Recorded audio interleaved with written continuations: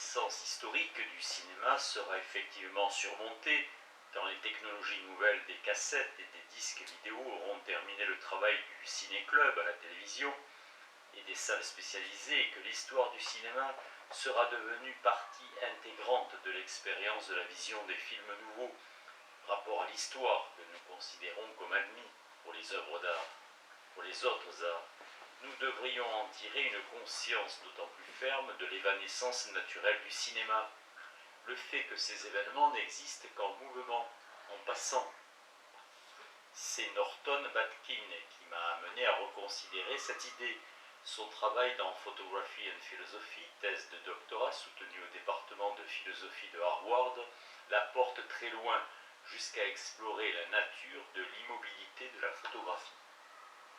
Ce fait naturel rend d'autant plus extraordinaire la réalité historique qui fait que les films continuent dans l'ensemble à n'être vus qu'une fois et critiqués à partir d'une seule vision, et donc que la plus grande partie de la prose lue à propos des films par les spectateurs, même par les spectateurs cinéphiles, est la prose de critiques de journaux, et non la critique exigeante, les lectures et les jugements que l'on tient pour acquis quand on parle des autres arts. Je trouverai quelques compensations à l'obligation où je suis de choisir des exemples dont je ne puis être certain qu'il nous soit commun si, ce faisant, je puis remettre en cause cette contingence du cinéma tel qu'on le regarde et qu'on le lit. Le moment de Philadelphia Story, auquel je voulais faire allusion, se situe vers la fin du film, quand Katharine Hepburn, apprenant de James Stewart qui n'a pas profité de son ivresse pour abuser d'elle la nuit précédente, se détourne du public rassemblé autour d'elle et, prise d'un soudain et tranquille accès d'admiration, dit « Je pense que les hommes sont merveilleux ». Cette réplique ne produit rien de plus. Son moment fuit avec ces paroles, comme s'enfuit une ombre. Frappé que j'étais par l'étrangeté de ce moment, j'ai découvert en composant à la recherche du bonheur, et c'est une chose qui est apparue à l'un de mes critiques, est un critique au total sympathique et érudit, comme la plus grotesquement incongrue de toutes mes perceptions, que dans mon oreille cette réplique faisait allusion au moment de la tempête où Miranda s'écrie que le genre humain est beau. Il est évident qu'aux yeux de ce lecteur, je n'avais pas suffisamment mis en évidence le besoin général que je ressens d'un lien avec Shakespeare pour la comédie du remariage, et je m'étais pas acquis un crédit suffisant auprès de lui pour qu'il consente à laisser au vestiaire, pour ce moment-là, son sens de la congruité et à mettre à l'épreuve spécifiquement ce que j'appelais une allusion constituant presque un écho. C'est ce que je vais vous demander d'envisager. Permettez-moi de passer en revue ce sur quoi je me fonde en de pareils cas. Tout l'intérêt du titre de remariage est qu'il signale le regroupement d'une série de comédies qui ont de nombreuses différences avec la comédie classique, mais surtout celle-ci. Le récit de la comédie classique montre un jeune couple qui triomphe des obstacles à son amour et parvient à se marier à la fin, alors que les comédies du remariage commence ou culmine par un divorce qu'un couple moins jeune obtient ou menace d'obtenir, si bien que la visée du récit est de remettre ensemble cet homme et cette femme, ensemble à nouveau. Je poursuis cette idée centrale par divers chemins, mais en gros l'idée est que la validité ou le lien du mariage n'est pas assuré, ni même légitimé par l'Église, l'État ou la compatibilité sexuelle, étant sous-entendu que ces liens ne sont pas plus profonds que ceux du mariage, mais par quelque chose que j'appelle la disposition au remariage, qui est une façon de continuer à affirmer le bonheur du geste initial par lequel nous avons sauté le pas, comme si une chance de bonheur n'existait que quand il se sert à lui-même de second. Dans la comédie classique, des personnes faites l'une pour l'autre se trouvent. Dans la comédie du remariage, des gens qui se sont déjà trouvés découvrent qu'ils sont vraiment faits l'un pour l'autre. La plus remarquable des structures de remariage est le conte d'hiver, qui, avec la tempête, est la plus remarquable des comédies romanesques de Shakespeare. Mais c'est pour d'autres raisons structurelles, moins extraordinaires, que je veux rattacher l'œuvre de Shakespeare à la comédie du remariage. À en croire une des manières d'écrire l'histoire, la comédie romanesque shakespearienne a perdu la partie au profit de la comédie de mœurs, Ce genre plus nouveau, dont Ben Jonson était le représentant, qui a fixé le modèle pour l'avenir du théâtre anglais. Or, j'affirme que l'émergence du cinéma, et du cinéma parlant en particulier, a révélé plusieurs siècles plus tard un nouveau théâtre pour cette structure shakespearienne plus ancienne. Voici quelques traits de cette forme de comédie ancienne qui ont trouvé une vie nouvelle à l'écran. Par exemple, c'est la femme plutôt que l'homme qui détient la clé de l'intrigue et qui subit quelque chose comme une mort et une transformation. Il existe une entente particulière entre elle et son père qui ne s'oppose pas, comme il le fait dans la comédie conventionnelle, à l'objet du désir de sa fille, mais l'approuve. Le couple principal n'est pas jeune, si bien que le problème de la chasteté ou de l'innocence, s'il est présent, ne saurait être réglé en déterminant l'existence d'une virginité littérale. L'intrigue commence et se noue dans une grande ville, mais se dénoue par un voyage vers un monde naturel qui s'appelle Monde Vert ou Monde Doré dans Shakespeare, et qui, dans 4 des 7 principales comédies du remariage produites à Hollywood, s'appelle le Connecticut. Mais de tels liens structurels viennent à l'appui d'une raison supplémentaire pour qu'existe ce lien avec Shakespeare, c'est-à-dire qu'ils servent à situer le mode de perception auquel il est fait appel au cinéma, en tout cas dans ce genre de cinéma. En fait, ce lien sous-entend que ce qui permet au cinéma de redécouvrir pour ses propres fins la comédie romanesque shakespearienne, c'est qu'à la différence de la prose des dialogues comiques dans le théâtre après Shakespeare, le cinéma possède un équivalent naturel du moyen d'expression que constitue la poésie dramatique de Shakespeare.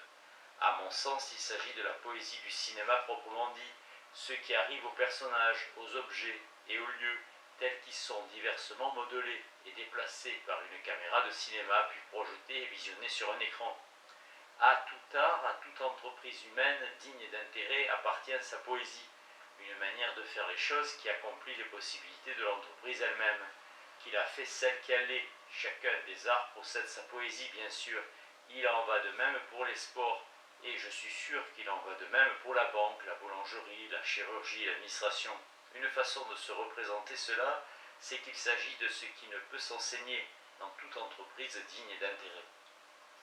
Si je puis me permettre, c'est à mon sens une vision naturelle du cinéma que de percevoir chaque mouvement, chaque position et en particulier chaque posture et chaque geste de l'homme, tout fugitif qu'il soit, comme possédant sa poésie ou bien pourrait-on dire sa lucidité. Charlie Chaplin et Buster Keaton vivent de ce savoir et le portent peut-être à sa plus pure expression. Ma thèse à la recherche du bonheur est que le cinéma parlant à Hollywood trouve un équivalent à cette expressivité, à cette expression de lucidité dans la façon dont certains couples d'êtres humains sont en conversation. Une des menaces pesant implicitement sur leur bonheur, c'est que, en raison de cette chance, paradoxalement, ils sont incompréhensibles pour tous les autres dans le monde qu'ils habitent. Tout art sera amené à ce savoir, à cette perception de la poésie de l'ordinaire. Mais je voudrais dire que le cinéma démocratise le savoir, et donc nous l'impose comme une bénédiction qui est aussi une malédiction. Il dit que la perception de la poésie est autant ouverte à tous. Pour ainsi dire, sans considération de naissance ou de talent, que la capacité de braquer une caméra sur un sujet, si bien que si l'on n'arrive pas à percevoir cela, si l'on s'acharne à rater le sujet, ce qui équivaut peut-être à rater l'évanescence du sujet, on ne peut l'imputer qu'à soi-même, à des échecs de son caractère, comme si pour ne pas arriver à deviner le non-vu à partir du vu, pour ne pas arriver à suivre les implications des choses, c'est-à-dire pour décevoir la perception, qu'il existe quelque chose à deviner ou à suivre, juste ou faux, il fallait absolument nous racornir, nous stupéfier nous-mêmes avec acharnement. Des hommes d'affaires ne mèneraient pas leurs affaires de cette façon. C'est une chose qu'admirait Emerson dans le milieu américain des affaires. C'est la raison pour laquelle Thoreau réclame dans notre vie ce qu'il appelle un peu plus de roublardise yankee. Et Emerson et Thoreau sont les auteurs qui me sont les plus familiers et où je trouve exprimé de la manière la plus infatigable ce sentiment de la vie comme possibilité ratée, qui s'ensuit comme dans un rêve, vie que nous menons, je les cite, d'un désespoir tranquille. Les films que je nomme comédies du remariage trouvent le bonheur en proposant qu'on peut échapper précisément à cette perte émersionienne, qu'il existe des conditions dans lesquelles on peut découvrir à nouveau une occasion et la ressaisir que quelque part il existe un lieu où nous pouvons nous donner à nous-mêmes une seconde chance. Ma thèse sur The Philadelphia Soul Story, à la recherche du bonheur, est que la Philadelphie du titre est le lieu où ont été signées la Déclaration d'indépendance et la Constitution des États-Unis, si bien que l'Amérique est le nom du lieu de cette seconde chance, ou qu'elle devait l'être. Parmi toutes les secondes chances, le remariage est central. Or, mon interprétation de ce moment, apparemment insignifiant, de Philadelphia Story, de l'évanescence des 9 syllabes, je pense que les hommes sont merveilleux, et qu'il s'agit d'une scène où un personnage saisit une telle occasion, et où le film nous en offre une. Il est peut-être utile de remarquer que le vers de la tempête que je lui associe, que le genre humain est beau, a la même longueur que la réplique du film dans l'original, et que les deux phrases se trouvent prononcées dans leurs drames respectifs, au moment vers la fin où l'héroïne est sur le point de subir une transformation métaphysique. Le personnage d'Hepburn va passer de son état de déesse chaste, état que lui attribue, pour l'en stigmatiser ou l'en louer chacun des 4 hommes de sa vie, à ce qu'elle appelle l'impression d'être un être humain. Et dans la tempête, réagissant à l'exclamation de Miranda, le père de Ferdinand demande si elle est une déesse, à quoi Ferdinand répond « Monsieur, elle est mortelle, mais mienne par la providence immortelle ». Si le vers dit par Miranda, auquel je mesure la réplique d'Hepburn, ne contient pas le mot merveilleux, voici son contexte qui est plus familier. Ô merveille, combien de bonnes créatures rassemblées là, que le genre humain est beau, superbe nouveau monde qui contient de tels gens. Rappelez-vous que nous sommes ce qui est advenu du nouveau monde, dont l'idée et la réalité fascinaient tant Shakespeare et son temps. Si nous sommes assez intéressés pour aller jusque-là dans cette conjonction de la comédie hollywoodienne et de la comédie romanesque shakespearienne, nous demanderons forcément quel est le sens d'un tel moment. Je veux dire, pourquoi ce carrefour d'émerveillement est balisé si soigneusement dans ses structures dramatiques. Pour les comédies du remariage, ma réponse suivrait à peu près cette voie. En tant que groupe, je me les représente comme voués à la recherche de ce que vous pourriez appeler l'égalité entre les hommes et les femmes, et je me représente cela comme emblématique de la quête d'une communauté humaine en tant que telle. Mais je passe là dessus pour le moment. À la recherche d'une indépendance et d'une dépendance mutuelle correcte, ce que montrent les comédies du remariage, c'est que dans le monde tel qu'il est, il y a une inéquité ou une asymétrie dans cette recherche, parce que les femmes demandent une éducation pour assumer leur égalité. Et cette éducation doit être assurée avec l'aide des hommes. Par conséquent, la première tâche qui attend la femme est de choisir le meilleur homme pour faire ce travail. À cause de leur histoire mutuelle, à la fois leur histoire privée et l'histoire de leur culture, ils luttent l'un contre l'autre. Ils ont des griefs justifiés l'un contre l'autre, d'où vient que parfois je caractérise ces comédies comme des comédies de la vengeance. S'ils veulent que leur relation aille de l'avant, l'homme et la femme doivent trouver le moyen de se pardonner mutuellement. Et pour continuer cette asymétrie, ce doit être avant tout la femme qui pardonne à l'homme. Pas seulement parce qu'elle a plus à pardonner, mais parce qu'elle a plus de pouvoir pour pardonner. Et pourtant, il se peut que dans ces films, il soit difficile de voir pour quelle raison l'homme en question a besoin d'un pardon radical. Il n'a rien fait de patent pour nuire à la femme, et les accusations précises que les femmes lancent contre les hommes, les airs dédaigneux de Clark Gable dans It Happened One Night, le côté délirant de Cary Grant dans The Awful Truth, sa roublardise dans His Girl Friday et sa soif charmante dans The Philadelphia Story, la ringardise de Henry Fonda dans The Lady Eve, la virulence, voire la brutalité de Spencer Tracy dans Adam's Rib, ce sont des traits de l'homme qui font que la femme l'honore autant qu'elle le déteste, ce qui est sans doute la raison pour laquelle elle peut lui pardonner. Il faut attendre la dernière des comédies canoniques du remariage, Adam's Rib, en 1949, pour qu'il devienne complètement explicite que ce que la femme reproche à l'homme fondamentalement, c'est la simple méchanceté du fait qu'il est homme, qu'il est un homme. Et c'est donc ce fait-là qu'elle doit trouver le moyen de lui pardonner. Son bonheur avec lui en dépend. La forme que prend ce fait, dans la réplique déjà citée de The Philadelphia Story, Je l'interprète en conséquence comme une expression d'admiration devant le fait pur et simple qu'il soit séparé et expression, pour ainsi dire, de l'émerveillement qu'il y ait deux sexes et que le sexe opposé soit admirable en tant que tel. Cela ne marque pas la fin de la colère entre eux, reste toujours leur différence, mais c'est une espèce de promesse qu'ils vont prendre tout le temps qu'il faudra, par exemple jusqu'à ce que la mort les sépare, pour résoudre ce que sont ces différences, ce sur quoi, elles, ils débouchent. À un moment donné, à supposer toujours que nous puissions croire que la conjonction Shakespeare, film hollywoodien, n'est pas grotesquement incongrue, il peut sembler approprié d'émettre un doute plus sympathique sur cette conjonction qui nous pousserait à vouloir savoir à quel point je suis sérieux. Si quand je dis par exemple que le cinéma a un pouvoir de poésie naturelle équivalent au pouvoir de la poésie dramatique de Shakespeare, je prends vraiment le mot poésie dans le même sens les deux fois. Je pourrais ici réagir en me contentant de dire que je n'ai pas de réponse à une telle question, en dehors de la réflexion et des textes que je consacre et que j'ai consacrés à bien des choses, et entre autres au cinéma.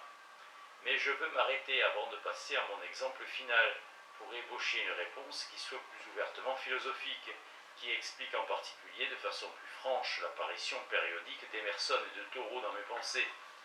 Ici, et à la recherche du bonheur, parce que si mon obstination à écrire sur la philosophie et le cinéma dans le même souffle, mon insistance sur les deux à la fois, mais particulièrement sur leur conjonction, comme faisant partie de mon héritage intellectuel et culturel américain, si cela m'a valu une certaine tension dans mon métier, cela n'en a pas causé plus que mon insistance à hériter d'Emerson et de Thoreau comme philosophe. Suis-je sérieux en parlant de philosophe? Est-ce que j'emploie le mot dans le même sens que pour Platon, Descartes et Kant? Même si cette question ne peut être traitée dans ce cadre, je souhaiterais ici vous demander de concevoir la possibilité suivante, qu'Emerson et Thoreau sont les penseurs fondateurs centraux de la culture américaine, mais que la connaissance de ce fait, bien qu'elle soit possédée par des groupes fluctuants d'individus, n'est pas possédée comme un fait culturel. Une expression de cette possibilité serait qu'aucune institution professionnelle n'est responsable d'eux comme penseurs. Pour l'essentiel, il n'existe pas pour le corps des professeurs de philosophie aux États-Unis, et les disciplines littéraires ne sont pour l'essentiel pas en mesure de les conserver selon ces termes. Ils sont inconnus pour la culture qu'ils expriment d'une manière impensable pour Kant, Schiller et Goethe en Allemagne, pour Descartes et Rousseau en France, ou pour Locke, Hume et Mill en Angleterre. Je n'estime pas que la manière dont nous devons comprendre et apprécier ce fait de notre vie culturelle soit claire, mais vous pouvez concevoir que quelqu'un, pourvu de mes intérêts, ait pu désirer ne pas manquer cette occasion pour faire remarquer ce fait à haute et intelligible voix dans la capitale des États-Unis. Je perçois ici la réception par nous, Américains, de nos meilleurs écrivains, ainsi que des meilleurs films produits à Hollywood, comme faisant partie de la tendance américaine à trop vanter et à sous-estimer à la fois les meilleures œuvres américaines, comme si les excès histrioniques de publicité en faveur du cinéma hollywoodien recouvraient des doutes que nous aurions sur le fait qu'il ait la moindre valeur. Je suppose que c'est prendre un ton moralisateur que de dire cela.